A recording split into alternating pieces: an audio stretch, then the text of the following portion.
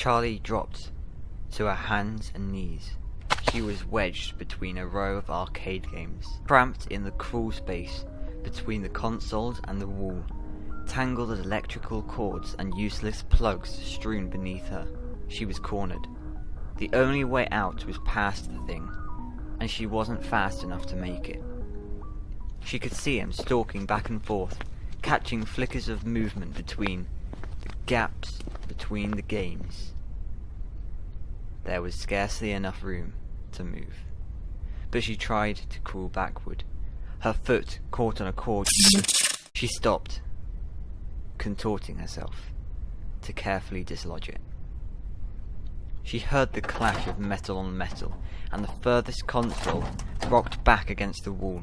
He hit it again, shattering the display, then attacked the next, crashing against them almost rhythmically, tearing through the machinery, coming closer.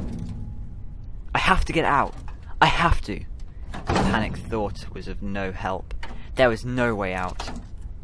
Her arm ached, and she wanted to sob aloud.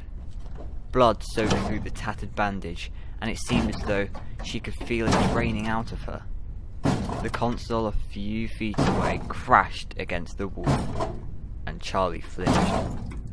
He was getting closer. She could hear the grinding of gears and the clicking of servos, ever louder. Eyes closed.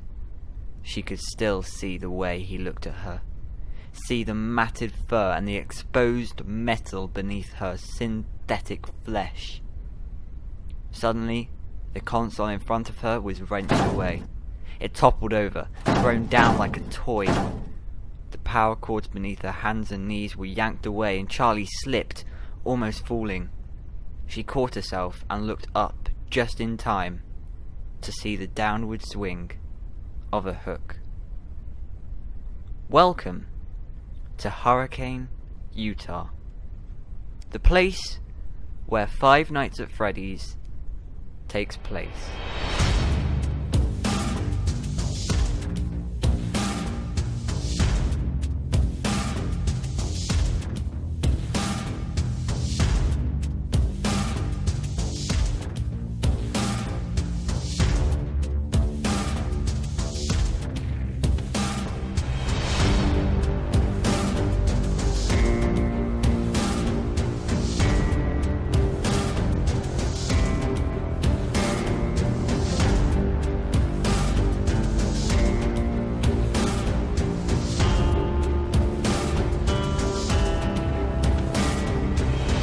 This is Grandfather Afton, or known to the internet as Orange Guy. Okay, some people call him Yellow Guy, but let me tell you, it's like the dress, black and blue or white and gold, potato. Anyway, shown by the Midnight Motorist minigame in Five Nights at Freddy's 6, Orange Guy seems to have been kicked out of their local pub, Junior's. Green Guy, yes, I know, another freaking colour, tells Orange Guy that he knows he shouldn't be there. It's clear that this is because he gets drunk a lot. For one, his car is speeding at 200 miles per hour on the motorway, and secondly, he's an abusive father, which could be a symptom, if you like, of drinking too much. As you can see, he doesn't hesitate to shout at his son through the door. His son being William Afton. I'll talk about him in a bit. This person in the chair is Grandmother Afton. Although it says him when you go up to them, it isn't Orange Guy talking, it's the person sitting in the chair, thinking, Orange Guy has had a rough day, let's leave him alone tonight. When OG, that's my new name for him, I think it's pretty nice. When OG goes to his son's room, he's not there and his door is locked. OG looks outside for him, only to find his window smashed and footprints leading out into the forest. What happened? Let's quickly rewind. Here is William Afton, represented with the purple colour, for reasons I will explain later. William has a dog. He wants to leave the house without anyone knowing at the time. His mother is home, and the only two ways out is through the living room, where his mother will see him, or out his window. He smashes his window, and the mother doesn't hear him over the sound of the television. He takes the dog and doesn't go to Junior's, but rather this place. he has been there before, and it is an empty space with plenty of room with a pile of scraps where William works on animatronic work. That's the theory. A few things to know about this before we continue on the timeline. Firstly, the fruit minigame in FNAF 6 contains a dog. This will eventually relate to William's dog. At the end of the first time you play the minigame, the score will always display 1960, telling us that an event to do with a dog at some time takes place in 1960. Also, Orange Guy says ran off to that place again. William has been there before to dump scrap metal, etc. for building animatronics. He also says he'll be sorry when he gets back, foreshadowing that he is left for good and isn't coming back.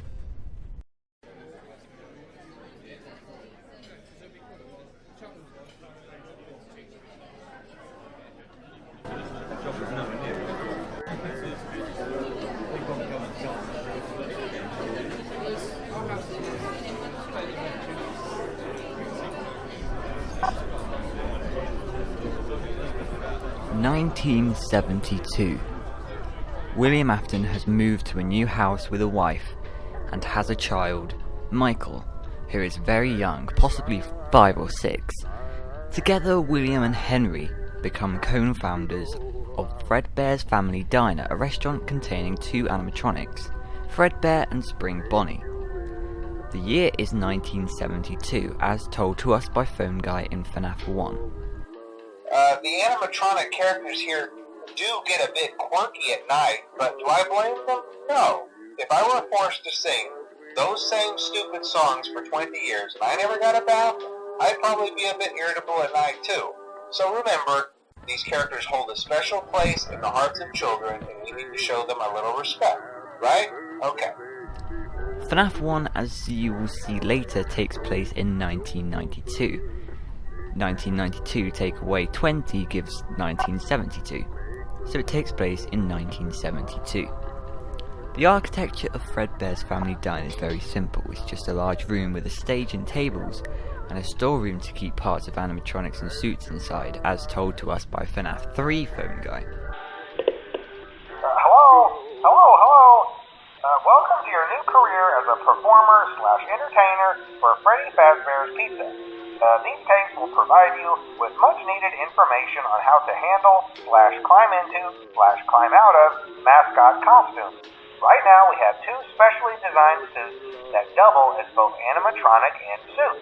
So please pay close attention while learning how to operate these suits, as accidents/injuries/deaths/irreparable and grotesque maiming can occur. The establishment runs fabulously, with a great response from people. The place is used to host birthday parties and just used as a family restaurant in general, so they open another few locations, but this time they are Freddy Fazbear's Pizza, as we see in FNAF 1 and 2. They introduce a whole new range of animatronics. There's Freddy, Bonnie, Chica, Foxy, Balloon Boy and Fredbear, or as many other people know to become Golden Freddy.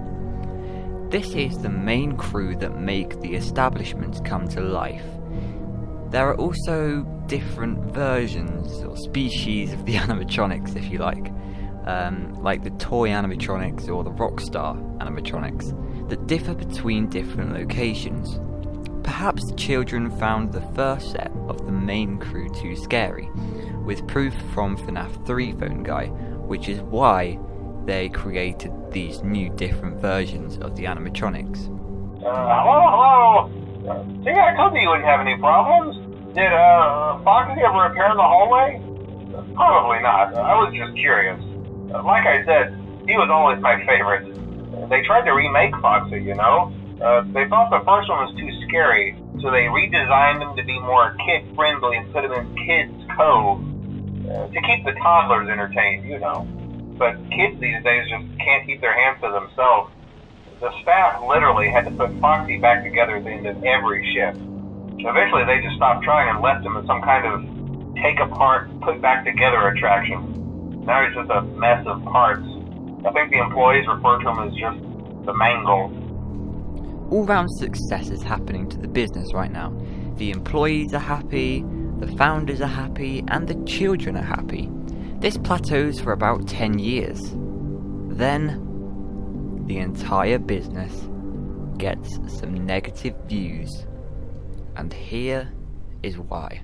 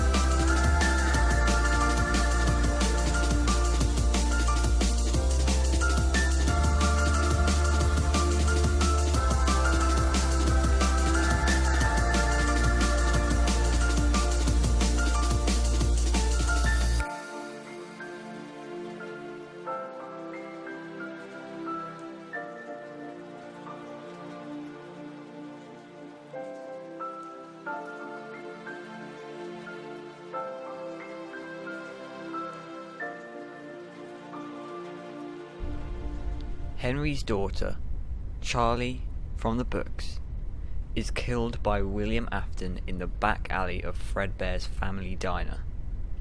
You know before when I said that OG was an abusive father? That has led to William's problems. You see, William now has a murder problem. He can't help it. It's a long-term problem from his father bringing him up. The puppet was in the establishment as a present for the birthday party that was happening in 1983. The puppet is an animatronic also, and is a protector for children. She sees the girl through the window and goes to save her to make sure she is safe inside, but it's too late. William turns up in his car and kills Charlie. That is the first murder of many. Yes, that's only the beginning. Now, straight afterwards, his second murder. Okay, maybe not a murder, but a death. Crying child. William's second son, and the youngest of his children, is thrown into the jaws of Fredbear by his older brother, Michael, wearing a foxy mask. He is rushed into hospital, as shown by the IV, flowers and pills Easter eggs in FNAF 4, and he also dies a horrible death.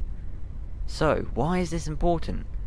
Well, it just so happens that these two characters become the two animatronics in the entire FNAF franchise that are the hardest to explain. Charlie becomes the puppet, and Crying Child becomes Fredbear. Now, Golden Freddy is a hallucination of Fredbear, as seen through Michael. More on that later, but what happens to the puppet at first is very unclear. Firstly, we know that the puppet actually gets stuffed inside of Lefty in the back alley, which only leads me to believe that Henry had stuffed her in there himself to free her soul. After all, Henry did make the blueprints seen in FNAF 6, one of them being LEFTE, which stands for Lure, Encapsulate, Fuse, Transport, Extract, spelling Lefty. This robot was literally made to encapsulate or contain another thing and extract something from inside of it. After the shutting down of Fredbear's family diner, there's a negative impression of the company, including all the sister locations, and the bite on Crying Child was named the Bite of 83. To keep children positive, a show called Fredbear and Friends was created in the same year, as well as Circus Baby's Pizza World, with the main star of the show being Circus Baby, alongside Funtime Freddy, Foxy, Chica, Biddy Babs, and Mini Renas. Yet again, though, another death surprisingly happens at this location.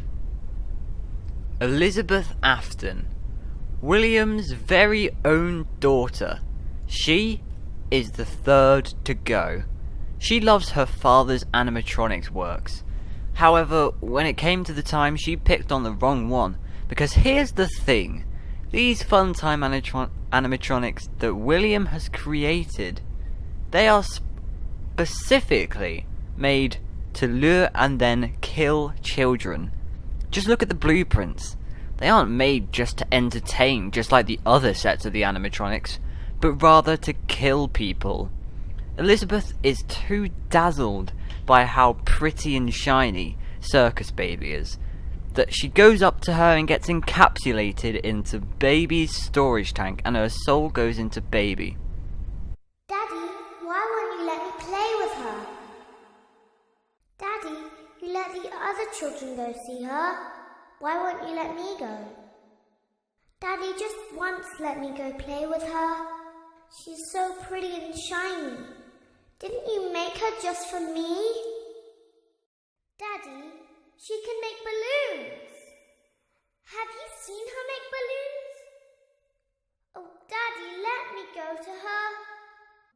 Did you know that I was on stage once? It wasn't for very long, only one day. What a wonderful day, though. I was in a small room with balloons and a few tables. No one sat at the tables, though, but children would run in and out. Some were afraid of me, others enjoyed my songs. Music was always coming from somewhere else, down a hall. I would always count the children. I'm not sure why. I was always acutely aware of how many there were in the room with me. 2, then 3, then 2, then 3, then 4, then 2, then none. They usually played together in groups of 2 or 3. I was covered in glitter. I smelled like birthday cake. There were 2, then 3, then 5, then 4. I can do something special. Did you know that? I can make ice cream. Although I only did it once.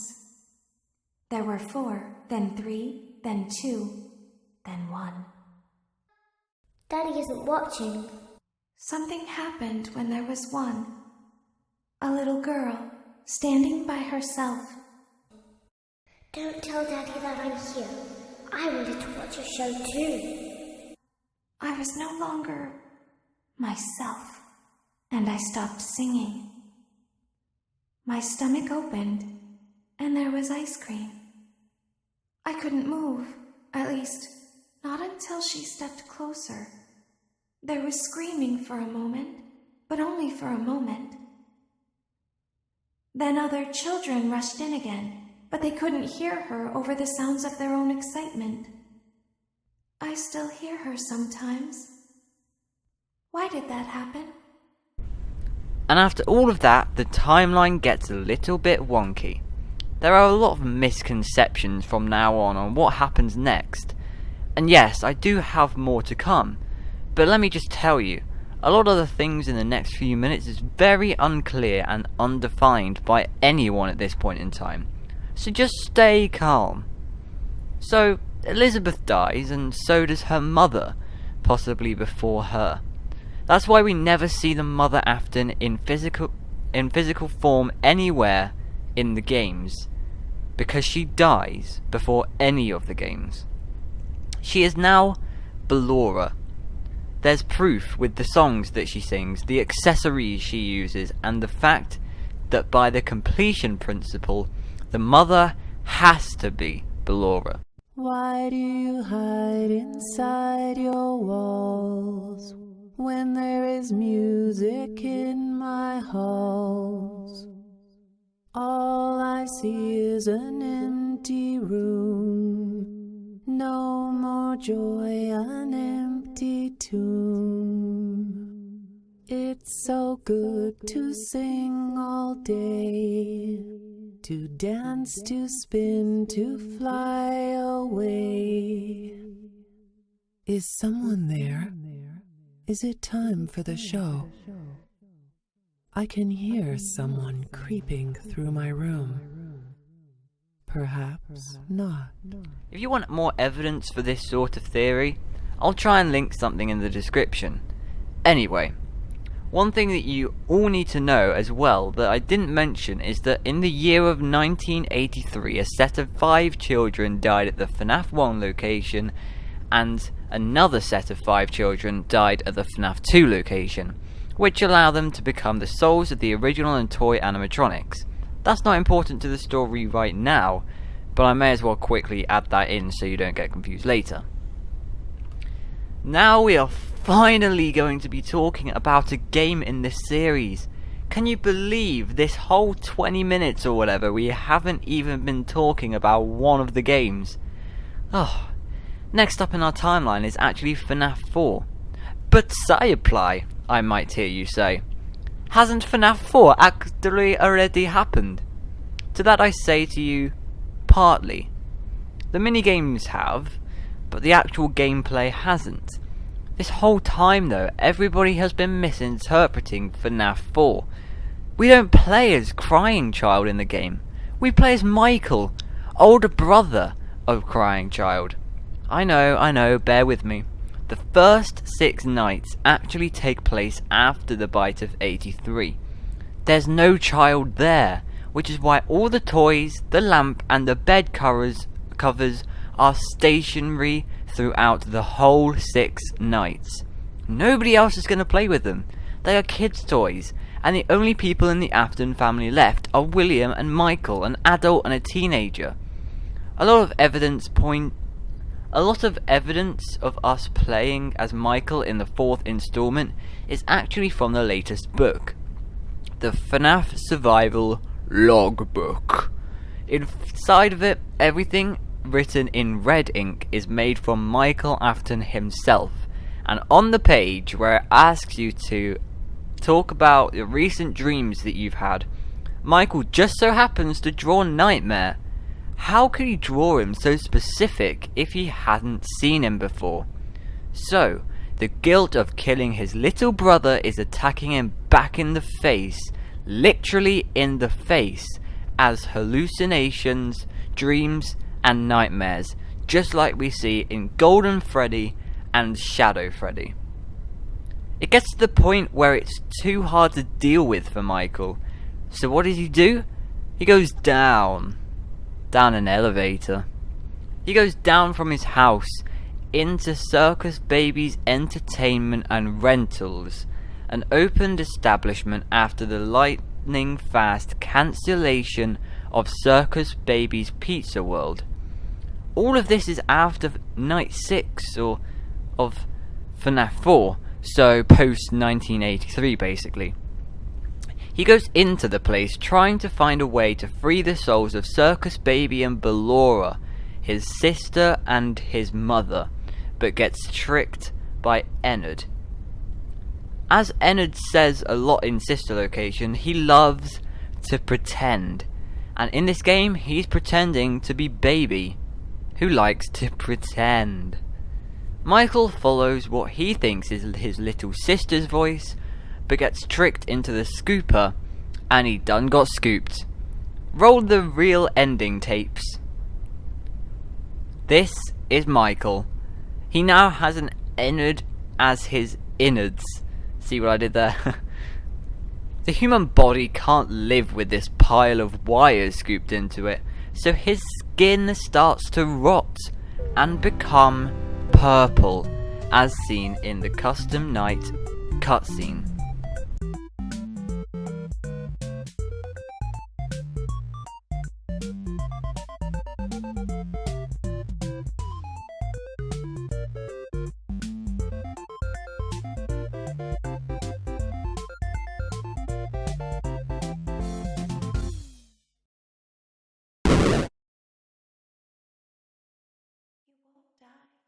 You won't die. You won't die. You won't die. You won't die. You won't die. You won't die. You won't die. You won't die. So for all of you who still believe this pink guy theory, seriously, get a life. Let me make this clear. This is real purple guy in physical form, and this is a metaphorical purple guy. One that's not actually purple, but portrayed as purple for a shadowy figure. Do I make myself clear? Good.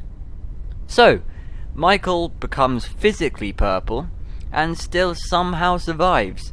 He does seem sick.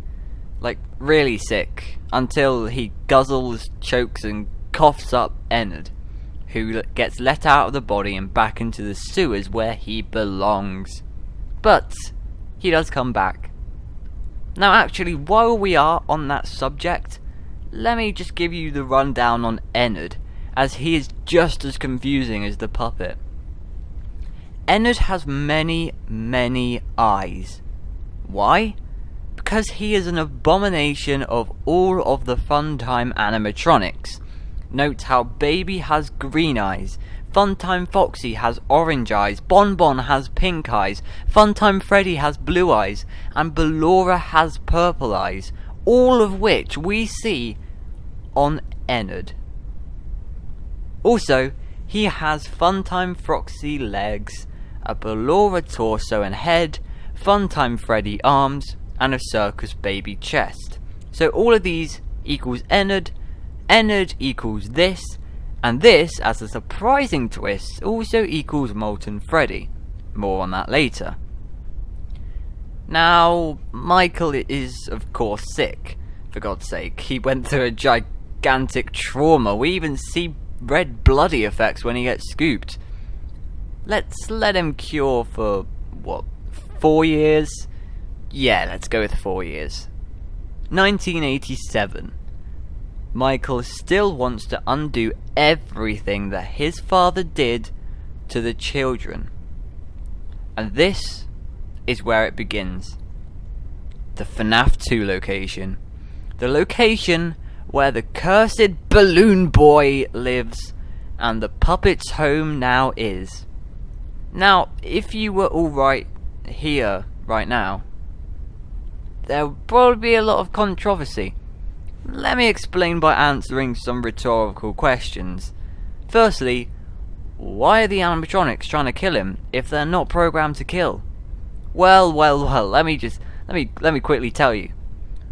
What's controlling the animatronics at this point? The children's souls. Who killed the children? William Afton. Who does William look a lot like? Especially in Atari graphics? Pink gut. No, I was joking. Michael, his very own son, because Michael is now physically purple. Children's souls think that it is their murderer himself, so they try to kill him. Second question. Why isn't he called Michael Afton in the game? This is because he's trying to hide his identity, so he can successfully undo what he needs to without anyone knowing he originates from the same family.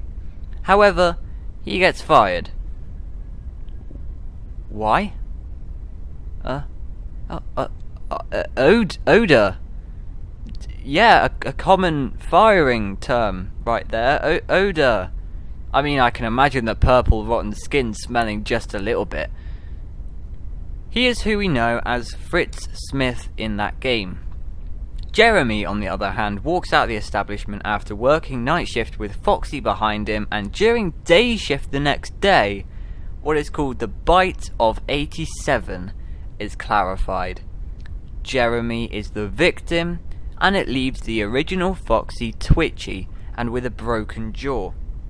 There's a possibility that this is why Foxy is out of order in the first game, as we see on the sign in Pirate Cove.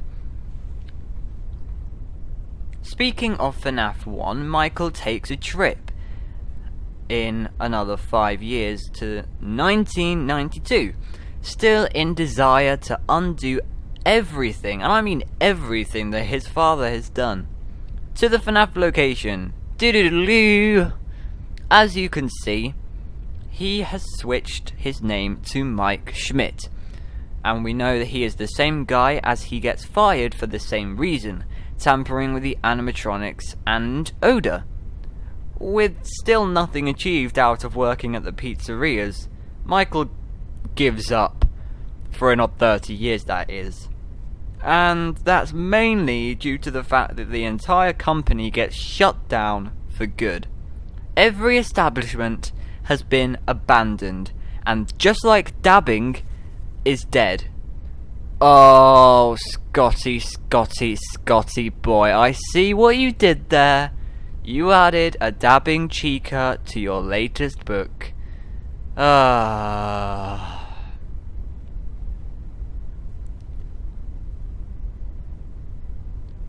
Everything is shut down for good and forever in 1993. But 30 years later, Michael finds out there's still a way he can set the souls free. And that brings me to Five Nights at Freddy's 3. 2023. Fazbear Fright. You may think that we are at the end, but I tell you we aren't. It's been 63 years in total since this story started, and it's not even finished. The safe room is accessible by humans, but not by animatronics. That's something William knew at this location. What he also knows is that inside the safe room is a yellow spring-trap suit made up of spring locks. His plan is to dismantle the animatronics that are trying to kill him one by one by hiding in the safe room where they can't get him. A bit like Den in Tag, overpowered and annoying. But the souls were inside of them. That was something his plan had holes and patches in. The souls eventually get into the safe room and scare William into the springtrap suit. What he used to kill all of them off in the first place, trying to scare them away. But plans aside, let me just tell you, how stupid of him. Look at the dampness of the surrounding, and it's clearly raining. The springlocks munch him up, just like they did with the tears in the Bite of 83, loosening the locks and killing the victim. He gets what he deserves. Then, we finally play FNAF 3, get the bad ending where all the souls are not free, replay the game, do the secret minigames, type in the backwards hex code for purple into a wall, and bam. Bam, bam, bam, good ending, and the souls are finally free. The puppet helps out too.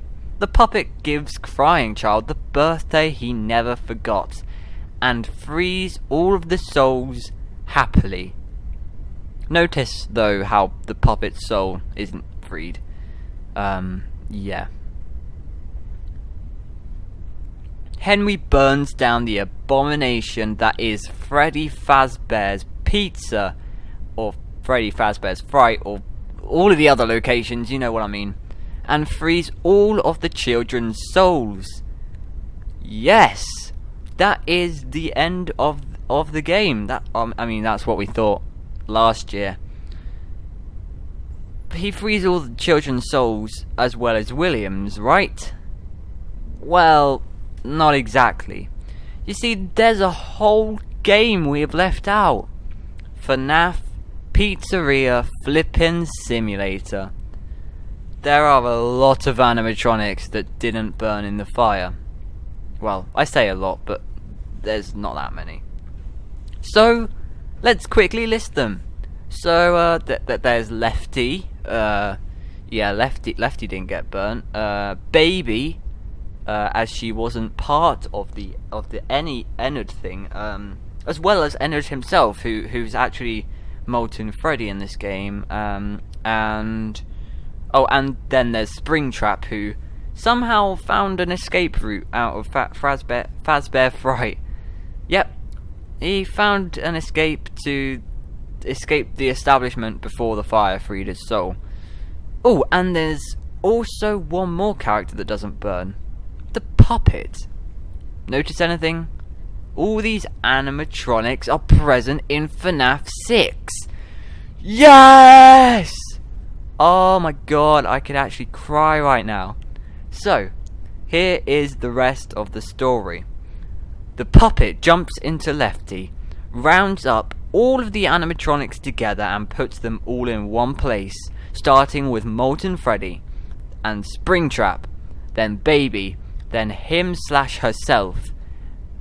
What a smart animatronic. These animatronics are salvaged and kept together in the establishment and then burnt to death, as we see in the ending of Five Nights at Freddy's Pizzeria Simulator. You played right into our hands. Did you really think that this job just fell out of the sky for you?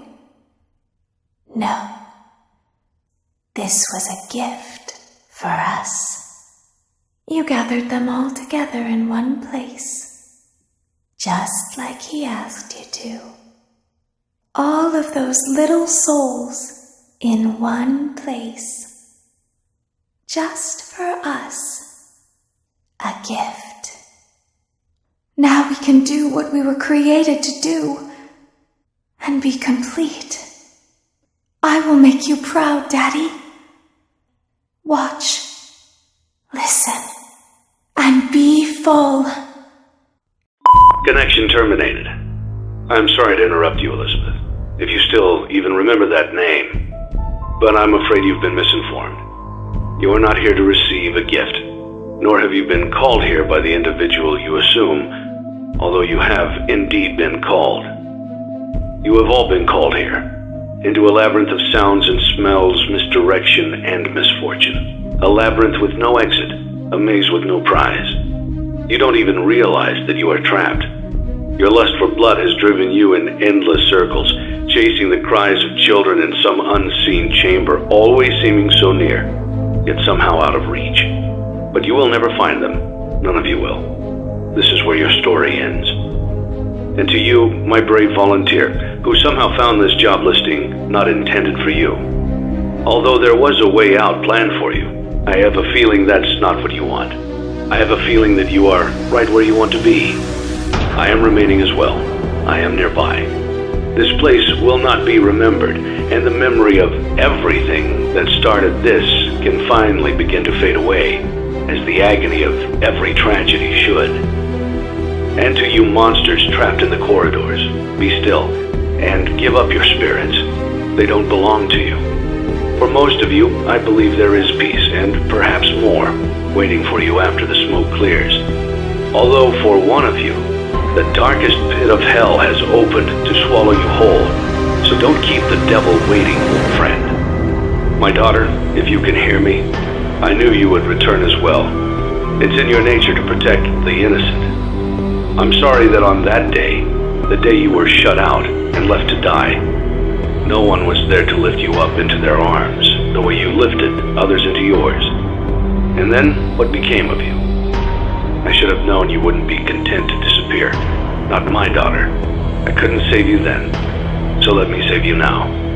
It's time to rest, for you, and for those you have carried in your arms. This ends, for all of us, in communication. Is that satisfying to you? It is to me. Every single animatronic has burned. Every single child soul has been freed. Every one of William's actions has been undone forever. And that, ladies and gentlemen, is the end of FNAF. For now, at least. No, I'm joking. He said himself, Scott said himself, that he is actually taking a break for once. I forgot what he said. He said something about having like a glass of ice and decomposing on the beach or something. And I don't blame him, to be honest. I don't really care if he decomposes. I'm joking. I love you, Scott. Scott, with all my heart, I love you. Anyway, my goodness, you guys probably have a lot of questions against this theory, and to that I say, please comment for that. And I may even do a Q&A video explaining the specific mini-games, times and events. One thing that I want to say that I'm really passionate about after seeing Five Nights at Freddy's Pizzeria Simulator come out. My favourite character in this whole series is the frickin' puppet.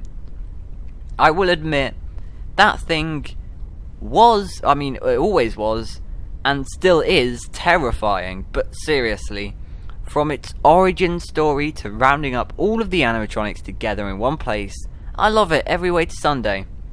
You know what? This whole time I've been told to wind up the bloody music. Wait, what?